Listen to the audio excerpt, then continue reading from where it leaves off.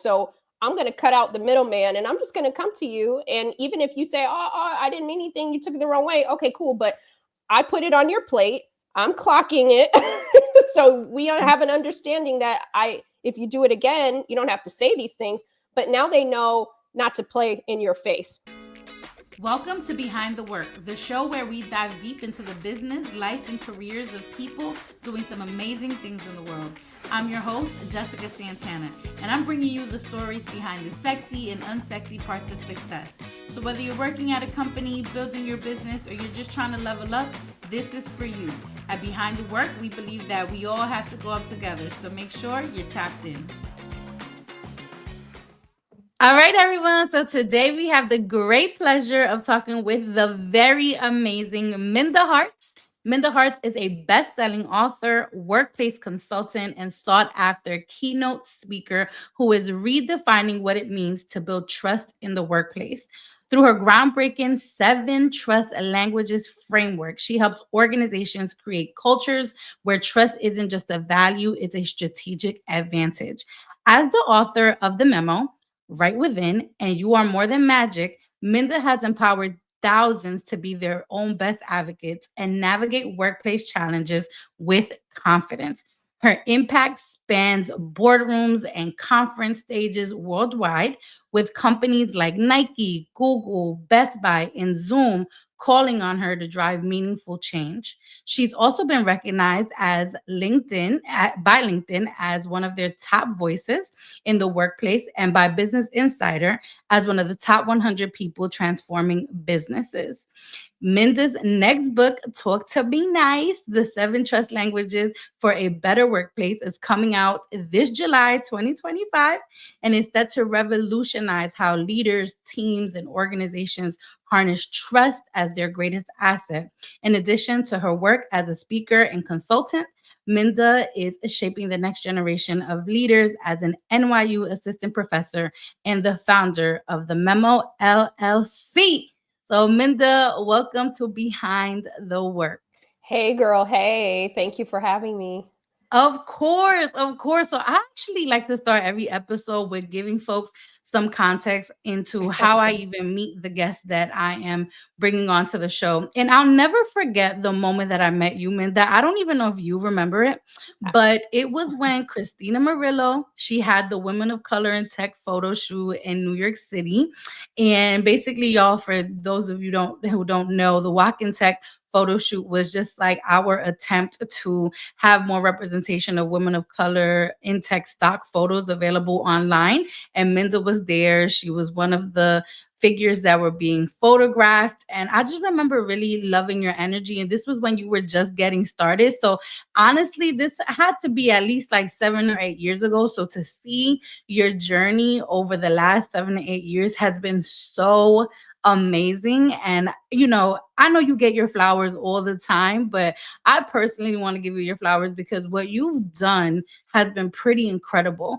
And when I thought about the kind of people that I want to bring onto the show, the first thing that comes to mind for me personally, is making sure that these folks are authentic, that they use their voices, and that they speak truth to power. And so I just want to thank you and just say shout out to you.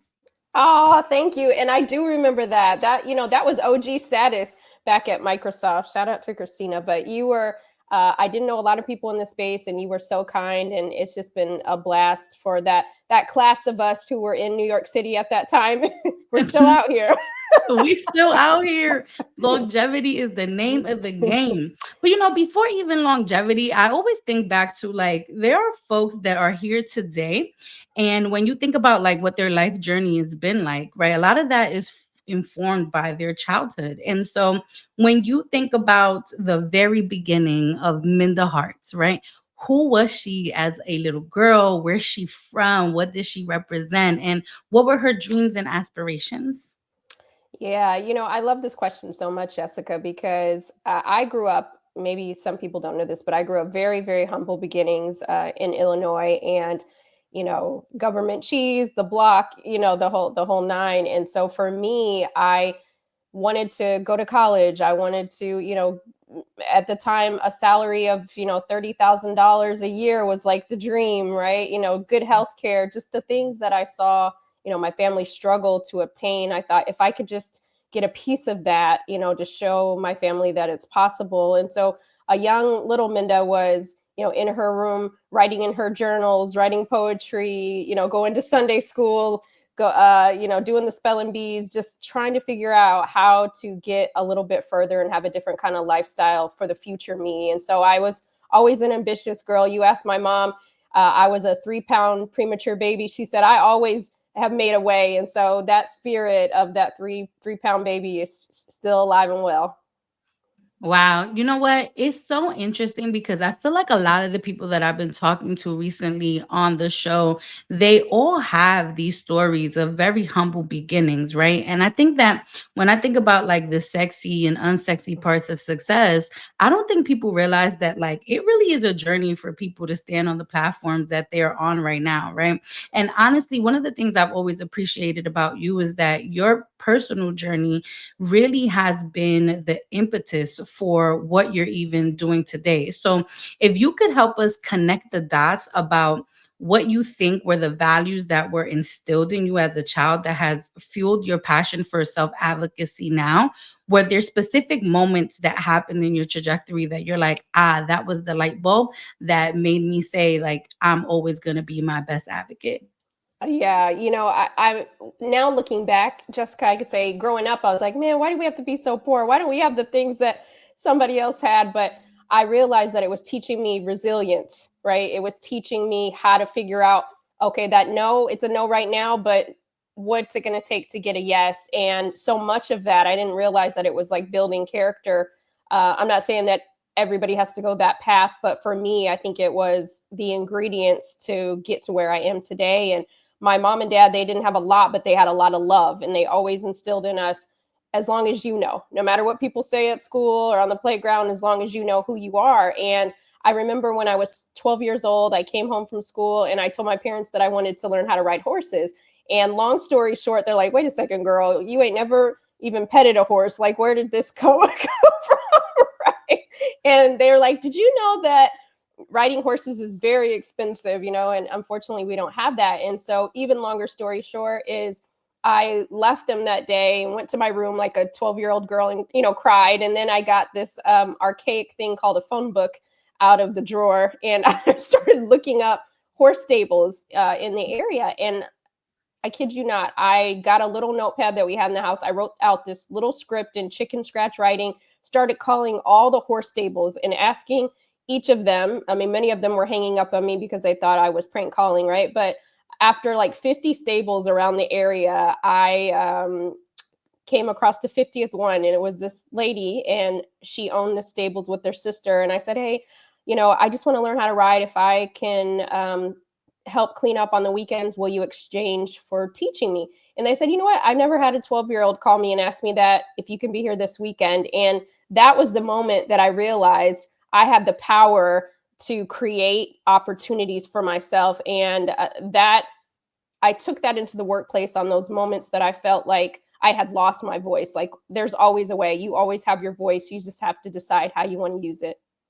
Yeah, for sure. What an incredible story about resilience, but also about like creating your own path. Like, I think a lot of people don't realize that, like, there is so much power in being able to design your reality. And so many of us are crippled by fear, by, anxiety, and are not always able to make those kinds of moves for ourselves. And so, I think I met you during a time, obviously, when you were just getting started and you were just about to launch your first book, The Memo. And The Memo is really a testament, in my opinion, based on what I read. And you obviously are the author, so you can shed more light. But it really felt like a testament to your own experiences in the workplace. And there were a lot of unsexy things that happened to you that led you to writing this book. And so, would you share a little bit for the audience about, what those experiences were firsthand for those that haven't read it?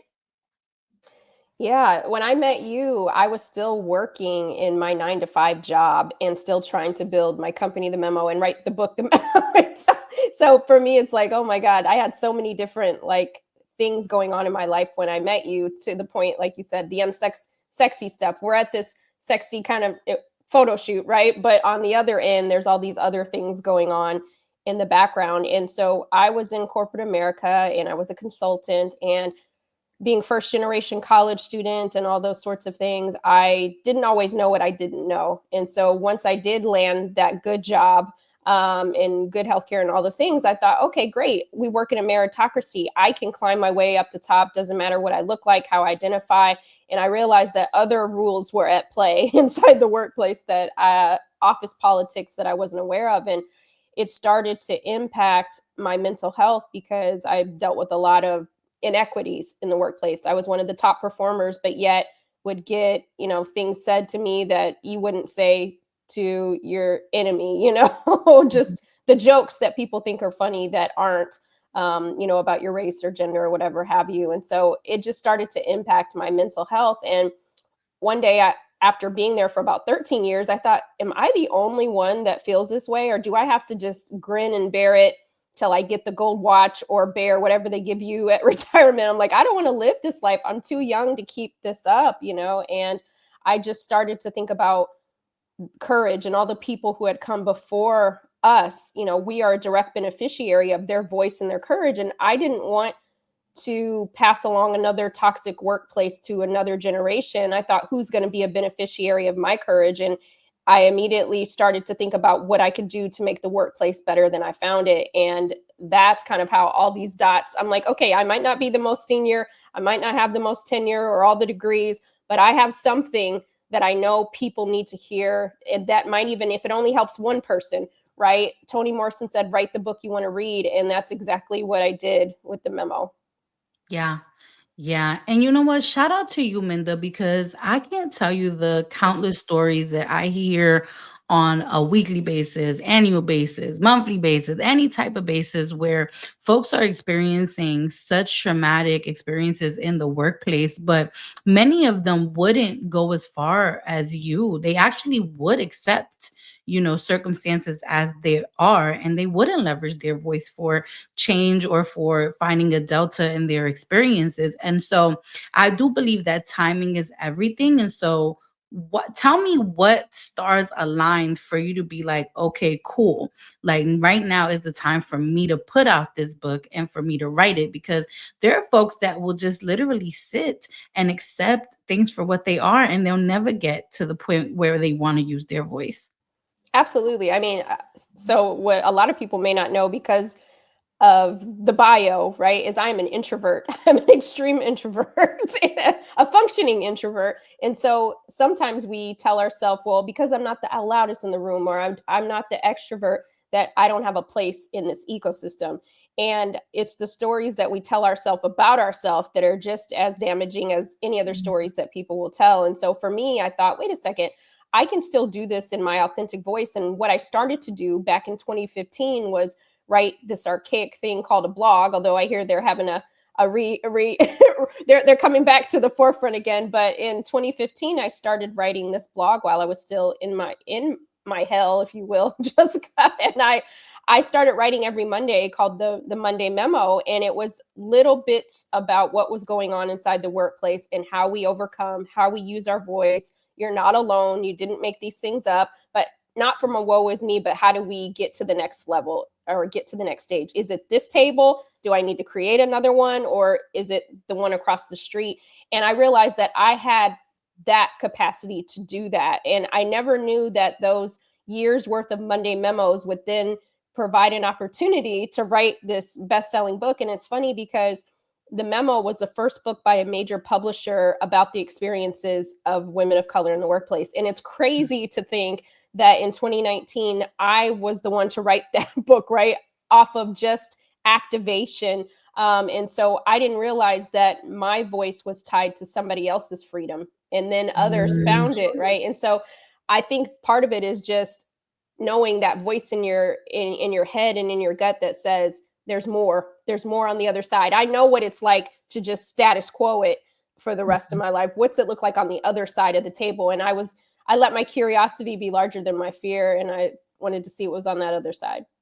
Minda, that sounds like such a level of like awakenness. Like you have to be so self-aware about where you're at to say that like your freedom is tied to someone else's, to be able to acknowledge that your curiosity was larger than your fear. Like it feels like the things that happened to you were also the things that freed you on a personal level to become the best version of yourself. And I think that, for many folks that have experienced workplace trauma, they still are feel shackled, by those experiences. And I think, obviously after the memo, you ended up writing, the book called Right Within, which was about healing, from racial trauma in the workplace. And so for those that might be experiencing that, what are the signs to look for if they are having a good time, a hard time recognizing it as such? Because I think sometimes folks don't even know things are happening to them, and they don't even know that they're shackled. And so, if someone was like questioning whether or not this is happening to them, what do you think are the signs they should be looking for? Yeah, that's important because I think before I started doing something different, I had been in my career for over a decade and I just accepted, I normalized that my boss talking crazy to me was fine, getting passed over for promotions, even when you're the top performer on the team, it's fine, right? At least I'm making this money, at least I can go to Tulum with my friends, right? We try to like say those things that we know it has to be deeper than that. And after a while, I'm like, wait a second. Two things can be true at the same time. I can be happy that I have the things that I have at work, but I also can expect dignity, humanity, and respect, right? And so, Mhm. to your question, is when do you know when number one, when you are questioning, wait a second, did that person say what I think they said? And not just a one time thing, but is it a pattern of behavior? Right. And so for me, I realized that meetings were triggers for me. That's when I'd have the most Mm, anxiety because somebody would say the racialized joke or the, whatever intersection you might sit at, they'd say the thing and nobody would do anything. They just kind of look the other way. And then you have to sit there through the whole mhm, meeting like nothing happened. Right. And you just keep doing that and that starts to impact your health. Also, if you work with colleagues who are always CCing other people on situations where they could have a conversation with you, and it's like, wait, what was your intention? Do you want to get me in trouble? Why would you put my manager on that when you sit in the cube right next to me and you could have asked me about it? It's those little things that you start to see like patterns. Wait, okay, why is this happening? And the lastly, how you feel Sunday night, right? mm. If you work on a Monday and you feel like, oh, that anxiety that starts to grapple you, that's when you know, okay, I need to redefine what success looks like. I'm not saying you have to quit that job, but I think we have to give ourselves permission to say, wait a second, is this how I want to spend the rest of my career and why? And what could it look like a little bit different? Yeah. Oh man. And this actually takes me back to when I was working in management consulting. And I used to have the Sunday scaries, Minda. Like I had this manager that was terrible. Like she would expect me to stay like to 7 p.m., 8 p.m., 9 p.m., but she would clock out at 5 p.m. And she's just like, oh, you don't have to leave because I have a child. You don't have a child. I'm just Mhm. like, hold on, girl, but my happy hour is just as You're like, important. wait a second. You know what I'm saying? And I don't get paid overtime. And so I just remember that level of anxiety. And I remember even having countless conversations with homegirls and being like, yo, like, is it me? Like, what's going on? And they're like, nah, it's not true. This is happening to me too.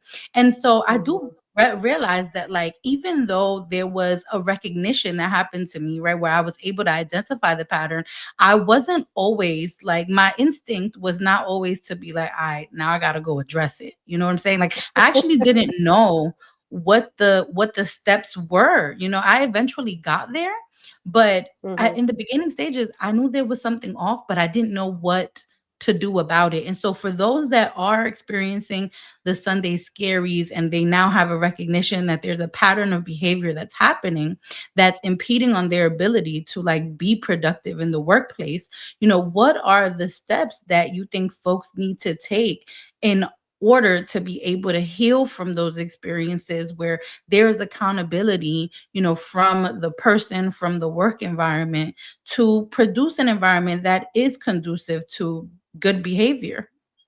Absolutely. I think so many of us, to your point, have experienced it, unfortunately, a toxic workplace. But back then, we didn't have the language to articulate what that was, right? We just like, oh, this must be how the workplace works for everybody, right? Mhm. But not everybody's experiencing that.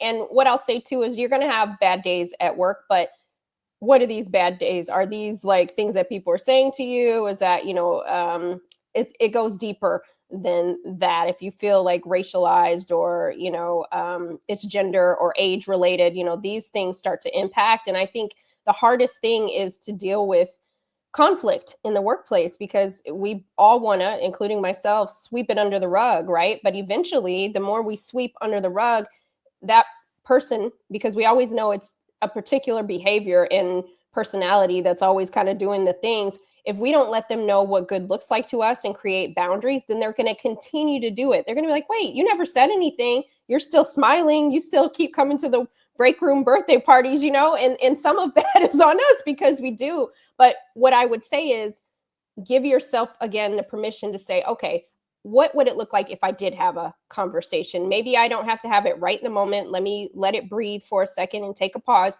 And when I do have the conversation, let me root it in facts and not feelings. So sometimes when you approach a conversation and you start you, or I feel like you did, then that automatically puts that person on the defense, even if they were dead wrong, right? But it's the way in which it's not what you say, it's how you say it. So if we root it in, hey, the last time we were in a meeting together at 12:57, you said you people love your bright colors. I wanted to understand what you meant by that. I don't want to assume, Mhm. so I'm rooting that. I'm putting it back in their court because here's the thing, Jessica, we will ruminate on that thing all day, all night, and now it's impacting my health and that causes chronic illness. So I'm going to cut out the middleman and I'm just going to come to you. And even if you say, I didn't mean anything, you took it the wrong way. Okay, cool. But I put it on your plate. I'm clocking it. So we have an understanding that if you do it again, you don't have to say these things, but now they know not to play in your face, right? Like, oh, okay, let me chill a little bit. And I think that's the part, especially for some of us, who come from communities of color, we are just like been told, just work hard, keep your head down, don't rock the boat. And no, if rocking the boat means self advocacy, then find your way to do it strategically. Yeah. Oh no, I completely agree with that. And I think that for folks that are new to this journey, they can perceive that behavior as like, oh, like, you're calling people out and that's not good. But I actually believe that's calling people in, right? Hmm. Because if you're leading with love, right, and you're Yep. leading with like self-respect, like a lot of times you have to be the one to let people know that like your sentiments or your commentary or like your advocacy is coming from the a right place. And I think that the level of awareness that folks can have for themselves to recognize that they're not always correct is part of the issues that we experience in the workplace, because it require an absence of ego on the person that committed the harm to be Hmm. able to say like, oh, like I messed up here, right? And a lot of people, like when they realize they messed up, they like are super embarrassed about it. You know what I'm saying? Yep. And I do think that there's a healing process that like they also have to go through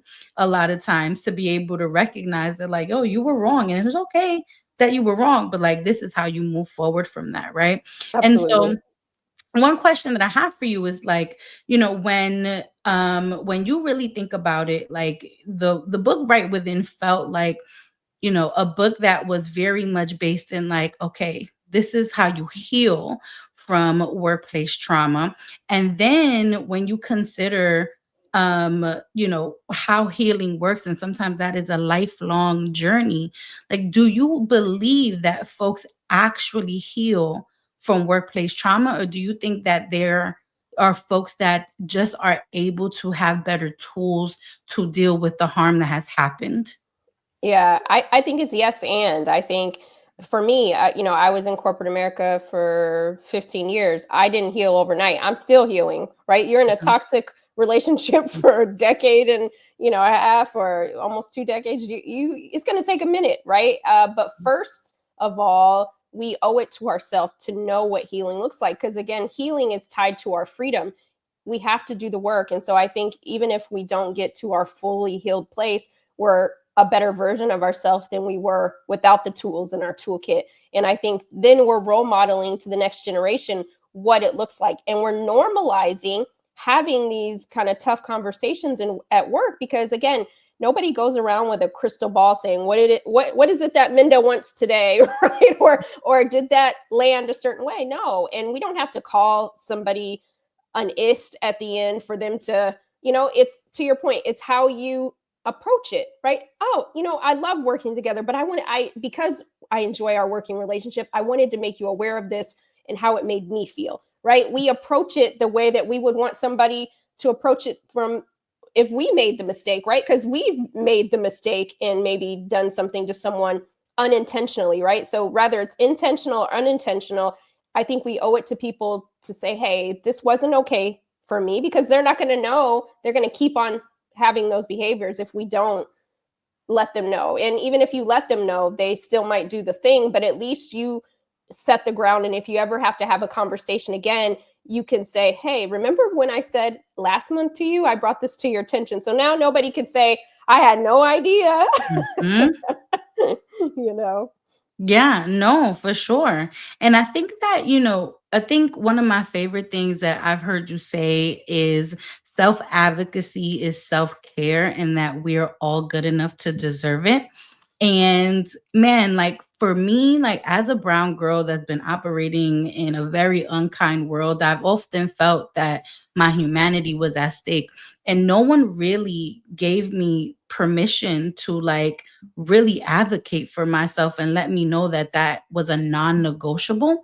So if Mm-hmm. you had every black and brown girl in front of you in a room, like what would you say to them about why self-advocacy is a non-negotiable practice? I would say that, thank you for that. I would say that our mouth, our voices, that's what democratizes the spaces that we go into, right? We have that when we walk into the room.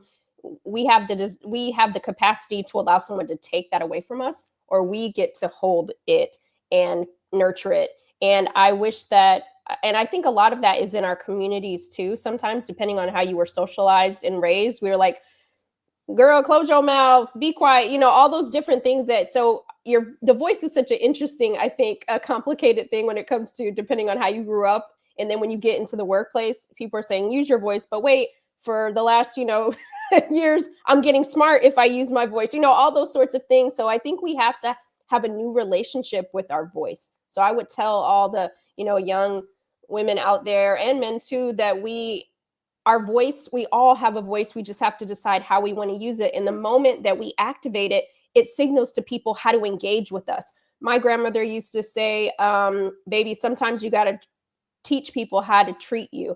And I think the Mm, way we use our voices allows, like, hey, no, that's not okay, or this is okay, right? And the more we normalize us doing that, then when they do hear our voice in the workplace, they're like, okay, yeah, I've heard it before. I understand it. I know what Minda's boundaries are. But I think because sometimes we shy away from having conversations, the first time they hear it, it's a little like, where'd that voice come from? mhm. So I think we have to, get used to it. And not just for the things that we want to kind of turn up about, but also giving feedback on different projects or putting yourself on committees. Like using your voice is a positive thing. But and I also look at the people that I used to look up to in the workplace and say, what was something that they're doing that I'm not?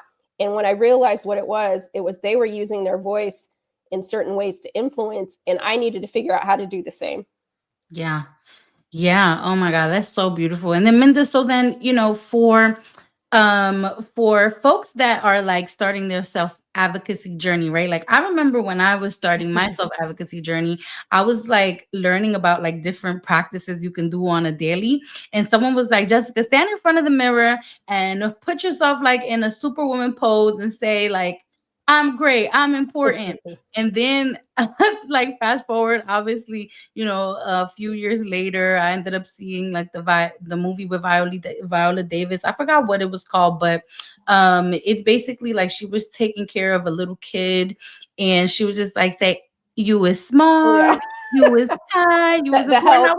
I was like, "The help, yes, yes." Yeah. Yes. I was like, I want to do that for me too, you know?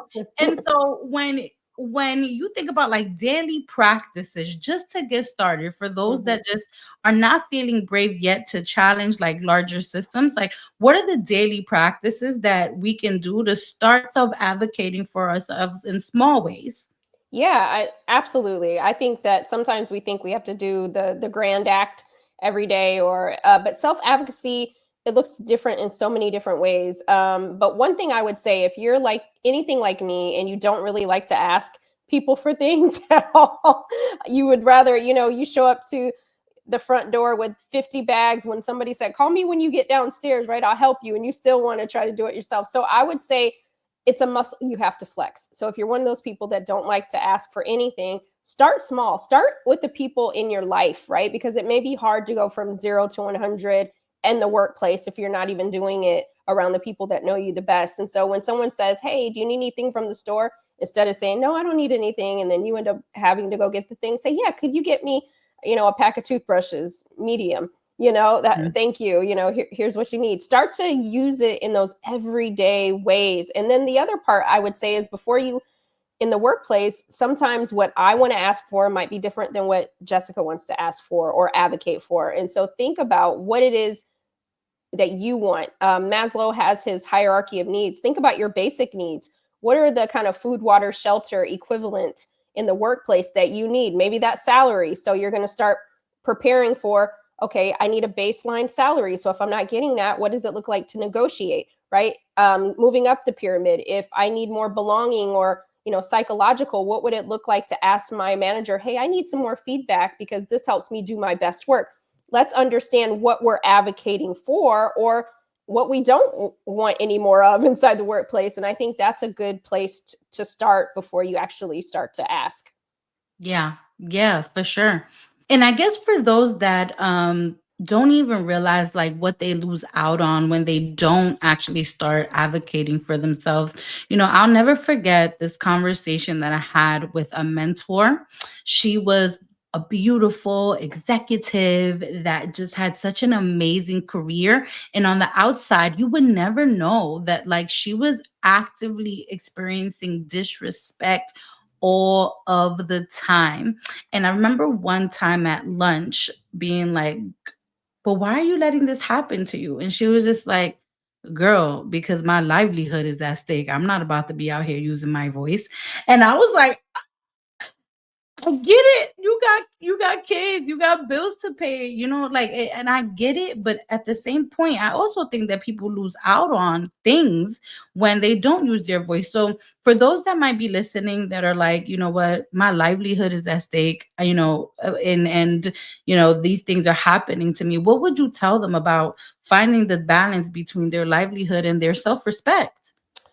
Listen, that part. And I think that's like the confusion with self advocacy, because that's been the narrative. Oh, if you speak up, then you're the troublemaker, or you're the, the whistleblower. That's not necessarily what we're talking about. What it is setting boundaries in the workplace, right? Because when you have boundaries, you can be more productive, less burnout, more retention. Like, self advocacy is good for business, because now we can understand what people need to do their best work. And I think that we have to let people know that, because that's something we can't control, how they respond to what we've said, but we can control if we show up for ourselves. And that's going to help us, again, going back to that chronic health issues that many people of color experience. And we spend so much of our time in the office. Why can't we have a conversation rooted in what's going on that would make us be able to work better? And so, yes, all of us have a livelihood that we care about. We have bills, we're adults, all the things. But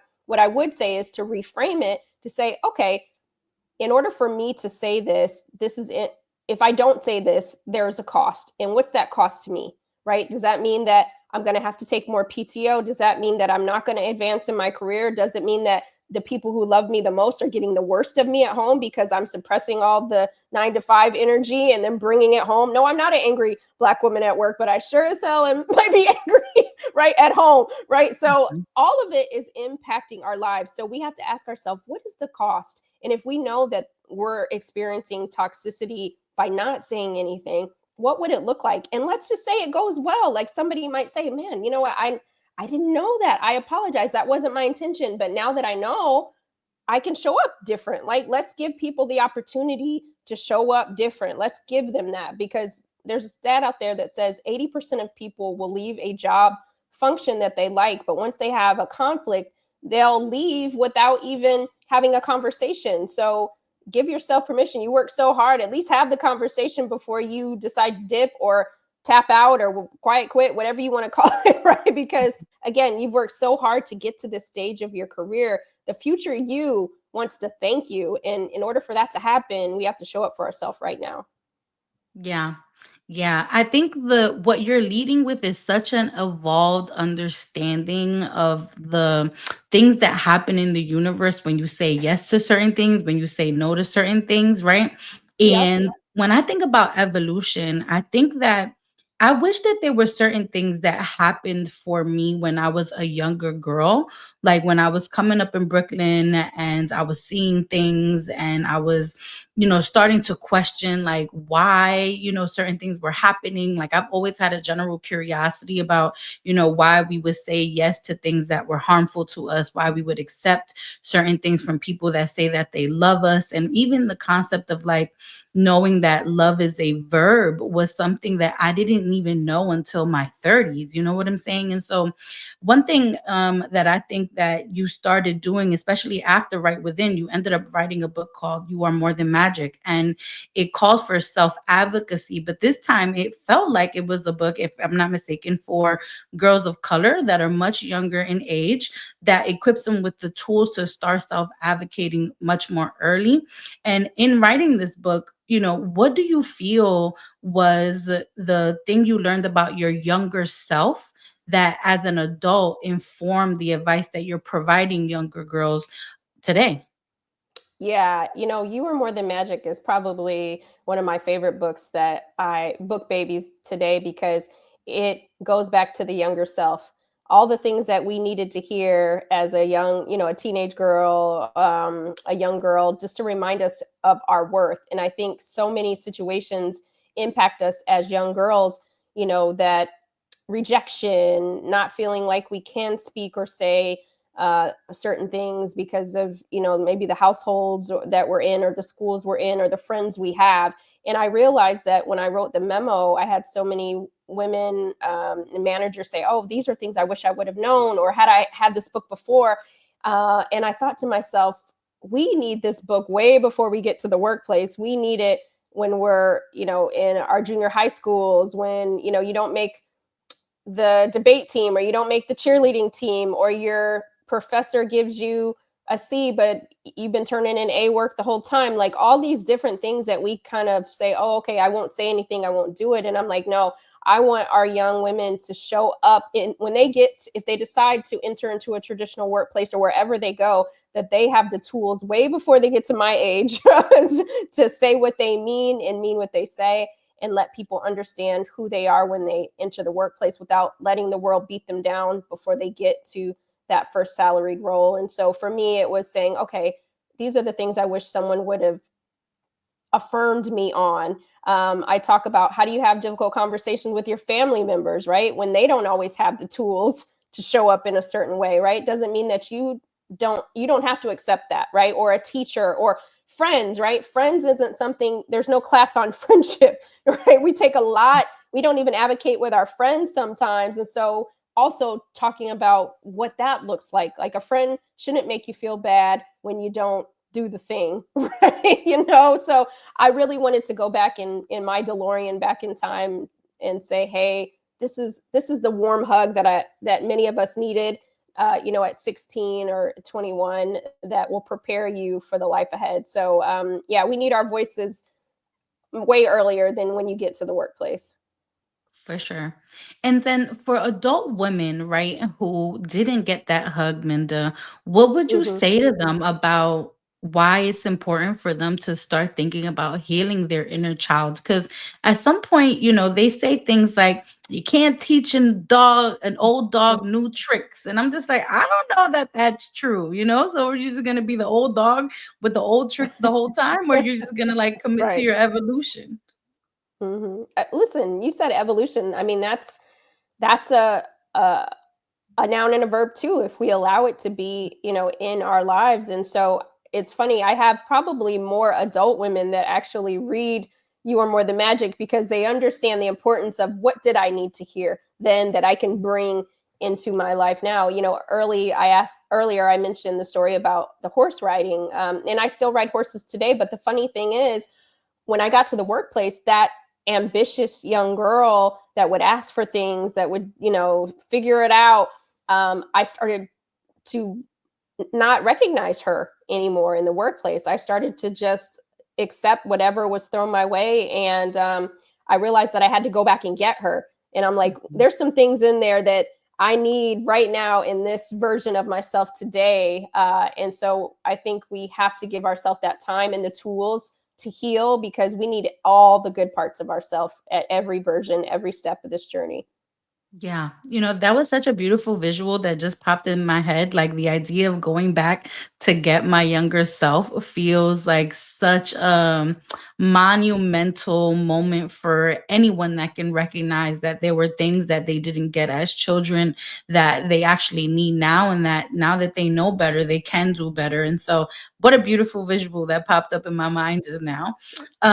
Okay, so then one thing about self advocacy that sometimes I go back and forth on, right? Because I feel like I have mastered self advocacy. And I think what I have now, been trying to figure out is like, what are the roles of like mentors and allies? Because one thing I'll say is like, we all got to go up together, right? And so, like, while I can be my best self advocate, I also need folks, especially those that have centralized power, within a structure, whether it's the workplace or whether it's even in a family unit, to also get on board, right? And so when you think about like mentors and allies for those that want to be helping people that are usually in marginalized spaces, like what are the things that you feel like they need to be doing to provide support for folks that they know are on a self advocacy journey without overstepping or taking over the process and have it be feeling like it lacks integrity along the way. Yeah, I think the thing is, I often, whenever someone asks me to talk about allyship or sponsorship or mentorship, I often say is, who's being a beneficiary of you doing that, right? Because a lot of people say, oh, my mentees, or, I'm an ally. But it's like, okay, if we were to ask other people, would they say that they're benefiting from the things that you're bringing to them? That may be yes or no, right? But also on the other end of it, are you bringing things that people can invest in to provide that for you, right? Because people need to know how to help you, right? So I think for allies and mentors and sponsors, I think they need to listen to podcasts like this. They need to support businesses like ours. They need to read the books so that they understand the pain points of people, people who are in positions of power in the workplace, who might even be in the C-suite. You haven't been a first year employee in a long time, right? You might forget what it feels like to sit on that other side and the power dynamics to go to your manager and ask for something, or um, let them know that this was harmful to them in some way, intentionally or unintentionally. So I would ask, like, to have a little grace when people show up, and remember that you're the coach, right? These people are coming to you for help. And so I think that we just have to remind ourselves that success is not a solo sport. Just because we get to a certain space, we got to pay it forward. We got to send the elevator back down. But if you haven't been back down that elevator in a long time, it's hard to show support. So, be in the spaces where people are so you know how to help them, not just based off of what you think they need, but don't be afraid to ask that person so that it helps them advocate for themselves too. Yeah, for sure. What a beautiful sentiment. Like the thing that came up to me when you were just talking was like the idea of like lifting as we climb, and if you have not lifted as you climbed and now you're all the way up there, like the idea of like having to go back down might actually like not be as compelling. But if you are, you know, an advocate and an ally and you want to be championing things, like you do have to give up a little bit of yourself in Mhm. order to, you know, make it a collective success. And so thanks for calling that out. All right, so some good stuff happening with Minda. Her new book is dropping in July of 2025. I'm so happy for you. Thank You you. know, so the book is called Talk to Me Nice, the 7 Trust Languages for a Better Workplace. And this feels like an evolution of your work. And so for those that are going to read the book, like what are the 7 trust languages? I don't even know if you can answer that. And then what do you hope people get out of the book? Yes, so thank you for seeing me. It is an evolution of my work, and I realize that I call this my crossover album, Jessica. And so, I realized that at the root of all the work that I've been doing since 2015, what I wasn't saying out loud was that there was trust was missing from the equation in the workplace, regardless of what audience I was speaking to. Everybody was pretty much saying, without saying, that there were trust issues at play. And I started to think about, okay, well, in our cultural lexicon, we have the 5 love languages, and I started to think, what would it look like to have something similar for the workplace? And that's where Mm, I came up with the 7 trust languages. And so I can share what they are, but you'll have to get the book. It's on pre-order right now. But transparency, follow through, feedback, demonstration, acknowledgement, sensitivity, and security. All of those 7 mm, were basically rooted in what people would tell me over the years that they weren't getting, but they just didn't have the language for. So it wasn't necessarily that they didn't trust their boss. It was, I actually need more acknowledgement, and that would help me trust a little bit. Or I need a little more feedback, and that would help me. And so I'm like giving people the guide on how to advocate for more trust, to give it and receive it in the workplace. yeah. Wow, that is actually really fantastic. And you know what? Like it feels like this is probably a missing framework, you know what I'm saying? Because some of the things you hinted at, like the idea of sense, I think the word was sensitivity that you used. Hmm. Like, you know, there are a lot of frameworks out there. You know, you have like the radical candor framework. Like Yep. there are a lot of things, you know, around workplace culture, but like no one ever actually called out the idea of sensitivity based on all the management books that I have read. And so I'm really excited to see how this actually manifests in organizational cultures. And obviously, at some point, you got to do like some case studies because I'm a Yes. case, I am a case study person. I'm just like, did this work? Like, you know, the sensitivity is not something that someone actually always calls out. And I think it's very much tied to like emotional intelligence, and it also Mhm. humanizes people in the workplace. And so, shout out to that being one of the languages. It's also because like I'm super emotional, Minda, so I'm a very sensitive person. Wait, what's your sign, Jessica? I'm an Aquarius. Okay, okay. Yeah. I could be a little aloof, but, like, honestly, I'm pudding, girl. I'll be out here melting at anything.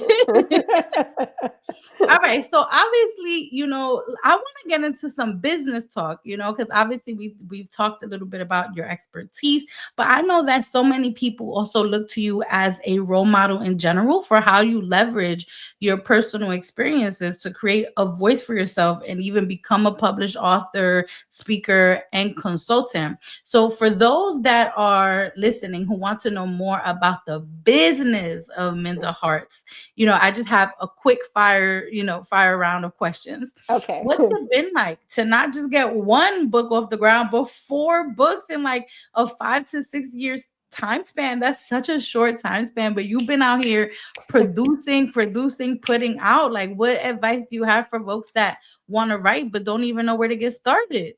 Listen, if I can write, 4 books in, like you said, 5 years, 5.5 years, you can too. You may not want to do that. I'm an Aries, so we just love to do all the things. Okay, but but what I would say is just get started. There's so many platforms out there. I started on a Mailchimp a free account and I just started writing in a Google Doc and started putting them out. It was my parents were and my brothers were the only early subscribers, but hey, it built to this. So you can't start a book or write a book if you don't start writing. Yeah. That Mhm. yes. So just get started, y'all. Um, and obviously you also have just graced so many stages. And so for those that want to get into public speaking, what advice do you have for them about starting a public speaking business? Yes. So I this is really important. Recently on Threads, I saw this like real big exchange about public speaking and how people were not really being truthful about the money people were making and comparison. So first off, I would say don't compare yourself to somebody else who's been doing it. Like me and Jessica, we've been in these streets for a little while longer. So don't compare yourself as a new speaker, right? You may not get a Google at first, right? It may take a little time. You might get a Google at first, but first figure out what you want to talk about. And I think one of the unsexy things when I first started is I thought I had to speak about everything. And I'm like, wait a second, I shouldn't be speaking about everything. Let me niche down my topics. Here are the things that I want to be known for, right? And so figure out what that is for you and then start to craft your talks. And even if you don't have the budget right now, we have our phones. Get you a couple speaking videos, put them on YouTube, get a landing page. There's so many things that you can do and that are accessible to you. But when people say, oh, I want to be a public speaker and I want to charge X, Y, and Z, and then I go and look on their LinkedIn and they have no videos, nobody, nothing. So have somewhat of a footprint so that when people ask you, you have something to show for it and they think about you for thought leadership. Yeah, that's such good advice. And then my last question for you, Minda, while we wrap this up is, when you think about the last couple of decades of your career, what do you think has been the most sexy and the most unsexy part of your career to date? Whew. I'm gonna start with the unsexy first. Mhm, I would just say that sometimes as an entrepreneur, you just feel alone and isolated, mhm. especially if you don't have people around you who have had to build in a similar way. Sometimes you will question yourself at every single turn. So the unsexy part is those moments where you don't know when the check's coming, if it's coming, when it's coming, and still having to remember that, hey, what I offer is still good. And I think the mental gymnastics is the unsexy part of entrepreneurship and building. You have to have a strong mindset. And I would say the sexy part is something that you said earlier is the longevity.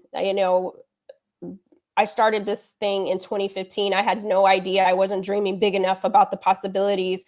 And I'm thankfully, rain, sleet, or snow, still here, thank God, and still evolving. Not you mentioned old dogs and the same tricks. Like I'm an old dog. I got some new tricks in the bag, and we're gonna keep it pushing. Yes. You know what, Minda, you blessed us with so much information today, just on behalf of the culture, right? Like, I'm not the culture, but I do believe that if someone has not told you lately, like, you are really one of the most powerful voices of our generation. It's Mhm. an honor to have you here. Honestly, I remember a lot of the stuff you were putting out on Twitter when Twitter was Twitter, you know? Um, OG Twitter. OG Twitter. And I just remember always feeling really seen and validated by the things that you were saying.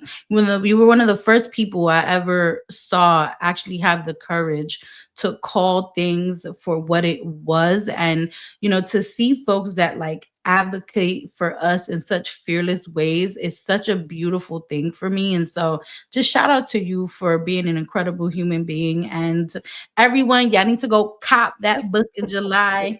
I'm gonna make sure that it's linked up when I drop the episode. And this has been such a fun episode. So for those that want to connect with you and find you, do you have a way for them to contact you? And like, or do you have any final words you want to share? Well, thank you for giving me my flowers. I want to give them right back to you because you've always seen me and we don't see each other all the time, but it's always love when we do link up and and have a good time. So thank you for being a role model to show what good can look like, and for people, young adults too, to see that there are women out there like us that are fighting for them and rooting for them. So thank you for the work that you do. And for all of y'all, go to mindaharts.com and then find me on whatever social media street you like to play on. Yes. All right, everyone. Thanks for listening. Rate us on Apple Podcasts, subscribe to the YouTube, follow us on social media, and we will see you next week. Mwah. Thanks for listening to Behind the Work. If you enjoyed this episode, don't forget to subscribe, leave a rating and a review. Follow us on YouTube and on social media. I want to hear how this show is leaving an impact on you.